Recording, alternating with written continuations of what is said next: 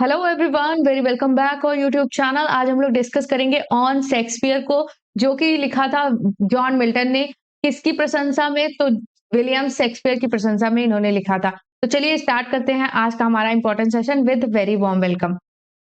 So first slide हमारी है, यहाँ पे हम कुछ पॉइंट्स को डिस्कस करेंगे। तो ऑन शेक्सपियर को जॉन मिल्टन ने 1630 में लिखा था। Is a poem written by John Milton, a renowned English poet. ठीक है, जॉन मिल्टन कौन थे? एक बहुत ही फेमस और पॉपुलर, एक स्टैब्लिश रेप्यूटेटेड इंग्लिश पोएट थे। अब the poem was written in 1630 में इसको लिखा गया था, लगभग 14 years after Shakespeare death. Shakespeare की डेथ के लगभग 14 साल बाद। It is a tribute to the great playwright and poet William Shakespeare and reflects Milton's deep admiration for Shakespeare literary genius. यानी कि ये एक तरीके का ट्रिब्यूट था इतने बड़े जो प्लेराइट विलियम शेक्सपियर थे उनके लिए। किसने किया था? तो इसमें मिल्टन का जो डीप एडमायरेशन था, उनके लिए जो प्यार था मिल्टन के हार्ट में, उनकी लिटरेरी जीनियस के लिए जो प्यार था, एडमिरेशन था, वो यहाँ पे खुल के निकल के आई है। वो एक तरीके का जो ऑन शेक्सपियर है वो एक ट्रिब्यूट है विलियम शेक्सपियर के लिए।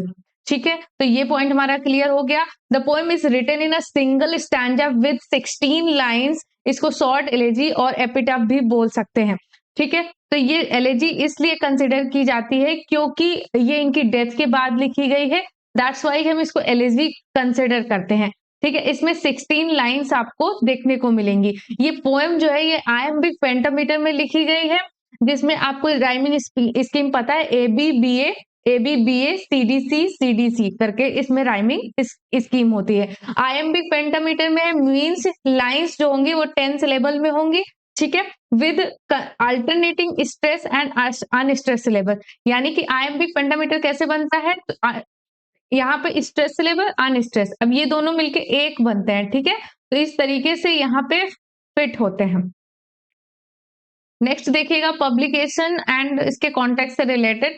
तो डेट ऑफ राइटिंग आपको पता चल गई कि 1630 में लिखा था, लगभग 14 ईयर्स के बाद जब शेक्सपियर की डेथ हो जाती है। ओके, और एक चीज यहाँ पे और नोट डाउन करते चलिए कि ये जो सेकंड फोलियो था विलियम शेक्सपियर का, सेकंड फोलियो, उसमें ये पोएम पब्लिश हुई थी। ठीक है, सेकंड फोलियो विलियम शेक्सपियर का था। तो 1632 में आया था फर्स्ट फोलियो एंड 1623 में आया था फर्स्ट फोलियो एंड 1632 में आया था सेकंड फोलियो। कंफ्यूज हो गए थोड़ा सा, यहाँ पे लिख देते हैं। तो 1623 में आया था फर्स्ट फोलियो एंड 1632 में आया था सेकंड फोलियो, और सेकंड फोलियो में ये पोएम पब्लिश की गई थी। पर्पस क्या था इसको लिखने का? तो Milton wrote this poem as a tribute to Shakespeare who had established himself as a literary giant. यानी कि लिटरेचर में एक होता नहीं कि एक रेप्यूटेशन ऐसी बना लेना कि वो एक उसके नाम से चीजें चले, तो वैसा एक रेप्यूटेशन कमाया था विलियम शेक्सपियर ने। और the poem acknowledge Shakespeare unmatched contribution to literature and celebrates his enduring legacy. यानी कि विलियम शेक्सपियर ने यहाँ पे जिस तरीके का रेपुटेशन कमाया, जिस तरीके का कंट्रीब्यूशन दिया है, जो कि कभी खत्म नहीं होने वाली लेगेसी के तौर पे आज भी सेलिब्रेट किया जाता है। तो इस तरीके से मिल्टन ने यहाँ पे ट्रिब्यूट किया है, उनके वर्क्स को, उनके लिटरेरी जीनियस को एडमायर किया है। पब्लिकेशन, तो the poem was published in a period of deep admiration of Shakespeare's work. जैसे कि मैंने बता दिया, ये सेकंड फोलियो में पब्लिश हुई थी। सेकंड फोलियो 1632 में आया था। Clear? Purpose of the poem आपको पता ही चल गया होगा। The central theme of the poem is that Shakespeare doesn't need a physical Tom. यानी कि यहाँ पे शेक्सपियर को किसी स्मारक की जरूरत नहीं है, उनका नाम अपने आप में एक स्मारक है। The central theme of the poem is that Shakespeare doesn't need a physical tomb और monument to prove his greatness. यानी कि उनको किसी स्मारक की जरूरत नहीं, फिजिकल स्मारक, ईंट पत्थरों से बने हुए स्मारक की जरूरत नहीं है जो कि उनके ग्रेटनेस को प्रूव करें। वो अपने आप में एक मोन्यूमेंट है। His writing, the plays and poetry he left behind are his eternal monument. यानी कि उनके अपने पीछे जो राइटिंग और अपने जो प्लेस, अपनी पोएट्री जो छोड़ के गए हैं, वो असलियत में उनके इटर्नल मोन्यूमेंट का काम कर रहे हैं। इटर्नल एक जो स्मारक है वो काम कर रहा है। ठीक है, Milton emphasises emphasizes that while other artists and writer may acquire physical structure to be remembered, यानी कि मिल्टन कह रहे हैं जो अदर राइटर्स हैं वो अपने आप को इस्टेब्लिश करने के लिए, अपने आप को हमेशा याद करवाने के लिए फिजिकल स्ट्रक्चर्स को बनवाते हैं।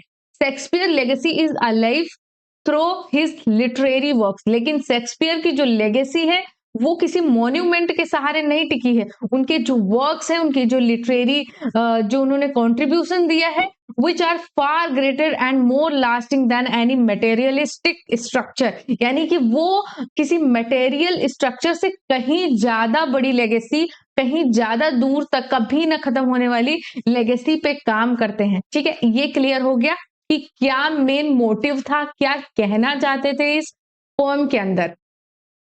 अब लाइंस के थ्रू हम देखेंगे, समरी को समझेंगे। ठीक है, देखिए ये नोट्स इसलिए दिए गए हैं ताकि आपको चीजें, अगर आपको पीडीएफ मिले तो आप एक रिवीजन कर सके, क्योंकि क्या होता है कि बार बार वीडियो चला के भी लोग नहीं देख पाते, अपना पीडीएफ रहता है पढ़ लेते हैं। तो लाइंस यहाँ जो फर्स्ट से लेके फोर्थ वाली लाइन है, इसमें questioning the need for physical monument, यानी पे वो क्वेश्चन करते हैं क्या शेक्सपियर को सच में फिजिकल मॉन्यूमेंट की जरूरत है। What needs my Shakespeare for his honor bone? The labor of an age in filled stone are that his hallowed relic should be hid under a star pointing pyramid। यानी कि यहाँ पे Shakespeare कह रहे हैं, क्या शेक्सपियर को कह रहे हैं क्या उन्हें सच में किसी फिजिकल टोम्ब या स्मारक की जरूरत है। Milton begins by asking why Shakespeare would need a greater tomb or an elaborate monument such as the pyramid to honor his memory। यानी कि यहाँ पे वो क्वेश्चन करते हैं कि शेक्सपियर को किसी मॉन्यूमेंट या टॉम्ब की जरूरत नहीं है, उनको याद रखने के लिए किसी पिरामिड में कैद होने की जरूरत नहीं है। He suggests that great poet like Shakespeare do not require physical memorial because their literal legacy is far more lasting। यानी कि यहाँ पे वो कह रहे हैं कि शेक्सपियर को रिमेम्बर करने के लिए किसी फिजिकल मेमोरियल की जरूरत नहीं है, किसी स्मारक की जरूरत नहीं, किसी टोम्ब की जरूरत नहीं है, किसी पिरामिड की जरूरत नहीं है। उनकी जो लिटरेरी लेगेसी है वो कभी नहीं खत्म होगी, है ना। The phrase labour of an age in piled stones, तो यहाँ पे वो कह रहे हैं refers to massive monument which take years to build, यानी कि उन्हें ऐसे पत्थरों की जरूरत नहीं है जो खुद इस्टेब्लिश होने में इतना टाइम लगा दिया है, but ultimately they are not as enduring as Shakespeare works. लेकिन वो इतने टाइम मेहनत करने के बाद भी वो शेक्सपियर जितने विशाल नहीं बन पाए, शेक्सपियर जैसी लेगेसी को नहीं गेन कर पाए। ऐसे पत्थरों को यूज करके शेक्सपियर के लिए स्मारक बनाना उनकी अवहेलना करने जैसा है। ठीक है, नेक्स्ट जो 5 से लेके 8 लाइंस तक है उनको समझिएगा। Shakespeare true monument his literary works, यहाँ पे मिल्टन कह रहे हैं जो शेक्सपियर की जो ट्रू मॉन्यूमेंट है, उनका जो एक मॉन्यूमेंट बनाना है, इमारत बनानी है, वो असलियत में उनके खुद लिटरेरी वर्क्स हैं। Dear son of memory great heir of fame, यानी कि यहाँ पे कह रहे हैं तुम जो हो, तुम यादों के मतलब उत्तराधिकारी हो, तुम्हारे पास ग्रेट फेम है। What needs thou such weak witness of thy name, यानी कि उन्हें अपने मतलब याद रखने के लिए ऐसे वीक विटनेसेस या पिरामिड या टोम्ब की जरूरत नहीं है। Thou in our wonder and at astonishment has built thy a lifelong monument, यानी कि उन्होंने जो काम किया है वो आज भी लोग देख के आश्चर्यचकित रह जाते हैं जब उनके प्लेस को पढ़ते हैं, जो कि लाइफ लॉन्ग मॉन्यूमेंट की तरह काम करते हैं। Milton calls Shakespeare the son of memory, meaning that his work live on pupils' mind, यानी कि son of memory कहने का मतलब है कि उनके जो works हैं वो आज भी लोगों के दिमाग में जिंदा हैं। He refers to him as the great heir of fame, implying that Shakespeare reputation is already immortal, यानी कि great heir of fame कहने का मतलब ये है कि उनका जो फेम है इमोर्टल, यानी कि कभी खत्म नहीं होगा, अमर है, वो कभी मरेगा नहीं, वो उनकी जो रेप्यूटेशन है वो अमर है। Milton then asserts that Shakespeare has already built a living monument through his writing which is far more powerful than any physical structure। यहाँ पे वो कह रहे हैं कि मिल्टन ने ऑलरेडी इतना अच्छा काम किया है, अपनी लिटरेरी जीनियस, अपनी लिटरेरी राइटिंग से इतना अच्छा काम किया है जो कि इतना पावरफुल है कि उसके आगे कोई फिजिकल स्ट्रक्चर इतना पावरफुल नहीं हो सकता। His work evoked wonder and astonished in readers, enduring that he remains alive in their imagination। यानी कि उनके जो वर्क्स हैं वो पढ़ के आज भी लोग हतप्रभ रह जाते, आश्चर्यचकित रह जाते, सोचने समझने के लिए मजबूर हो जाते हैं और उनके इमेजिनेशन में वो आज भी जिंदा है ना। नेक्स्ट जो 9 से लेके 12 तक की लाइन है उनको देखिएगा। The power of Shakespeare writing, इसमें इन्होंने बताया है कि इन्होंने दिखाया कि शेक्सपियर की जो पावर ऑफ राइटिंग है उसको दिखाया है। For whilst to the shame of slow endeavoring art, dice easy numbers flow and that each hath from the leaves of die unvalued book those delphic lines with deep impression too। यहाँ पे Milton जो है ना वो contrast करते हैं Shakespeare effortless poetic genius with the slow enduring art of other writers, implying that Shakespeare writing appears natural and effortless। यहाँ पे वो बताते हैं कि अदर राइटर्स की तरह जैसे उनके वर्क्स को लोगों तक पहुंचने में बहुत टाइम लगता है, बहुत मेहनत लगती है, लेकिन जो शेक्सपियर के वर्क्स हैं वो एफर्टलेस होके, नेचुरल होके लोगों तक पहुंचते हैं। Easy numbers refers to Shakespeare's smooth and rhyme verse which flows beautifully and resonates deeply with readers। यानी कि इन्होंने इजी नंबर से ये बताया कि उनके जो रिदमिक स्ट्रक्चर्स होते थे उनके सोनेट्स में वो बहुत इजीली, बहुत ब्यूटीफुली लोगों से रेजोनेट होते थे, डीपली रीडर्स जो है उससे रेजोनेट कर पाते थे, अपनी फीलिंग्स से। The phrase leaves of the unvalued book suggests that Shakespeare plays and poems were once undervalued but have now become priceless। यानी जब शेक्सपियर जिंदा थे तो उनकी प्लेस को बहुत अंडर वैल्यूड रखा गया था, लेकिन अब वो प्राइसलेस हैं। Delphic lines compare Shakespeare words to the prophetic utterance of the oracle of Delphi। oracle of Delphi एक तरीके का इमारत है जो कहीं ग्रीक वगैरह में है, देवता की, उसमें उससे इन्होंने कंपेयर किया है। implying that his work hold deep wisdom and timeless truth। यानी कि उनके जो वर्क्स हैं वो टाइमलेस ट्रूथ है, यानी कि जो ऐसा सच है जो कभी खत्म नहीं हुआ, उस पर समय पर कोई प्रभाव नहीं पड़ता, ऐसा उनके वर्क्स हैं।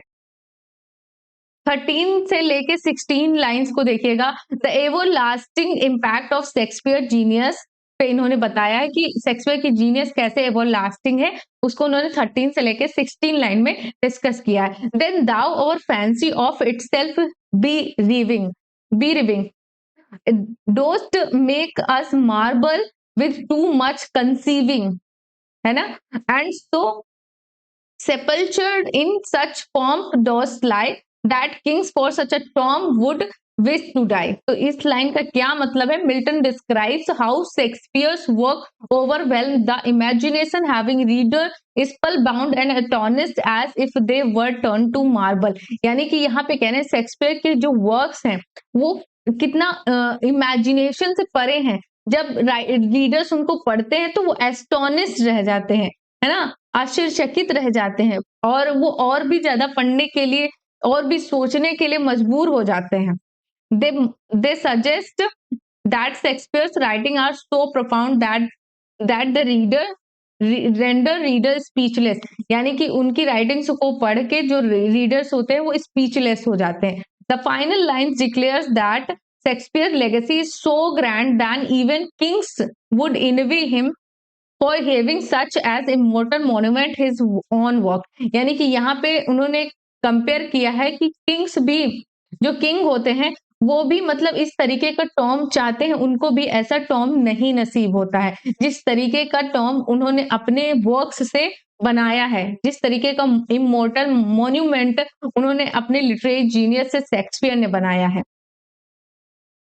नेक्स्ट देखिएगा, unlike Kings who require physical Tom's, यानी कि जो किंग्स होते हैं उनको जरूरत होती है फिजिकल टॉम्स की, Shakespeare's literary Tom is his enduring reputation. जो शेक्सपियर के जो लिटरेरी टॉम है उनके वर्क्स हैं, उनका लिटरेरी कंट्रीब्यूशन है जो कि इंड्योरिंग रेपुटेशन यानी कभी न खत्म होने वाली रेपुटेशन को बिल्डअप करता है, which ensure that he will never be forgotten. यानी कि वो इस चीज का पक्का सबूत है कि शेक्सपियर को कभी कोई भुला नहीं सकता है। तो इस तरीके से उन्होंने मिल्टन ने शेक्सपियर को एडमायर किया है, उनकी प्रशंसा किया है और ये पोएम को ध्यान रखिएगा, ये सेकंड फोलियो 1632 में पब्लिश हुई थी। ओके, तो इस तरीके से हमने पूरी पोएम को समझा और बहुत अच्छी तरीके से समझा कि आपको कहीं अदर कुछ भी पढ़ने की जरूरत ना पड़े। तो थैंक्स फॉर वॉचिंग, यहाँ पे ये वीडियो एंड होता है। ऐसे ही इंपॉर्टेंट सेशन से जुड़ने के लिए अगर चैनल पर नए हैं तो सब्सक्राइब कर लीजिए, बेल आइकन को प्रेस कर लीजिए। थैंक्स फॉर वॉचिंग, मिलते हैं नेक्स्ट वीडियो में, बाय बाय।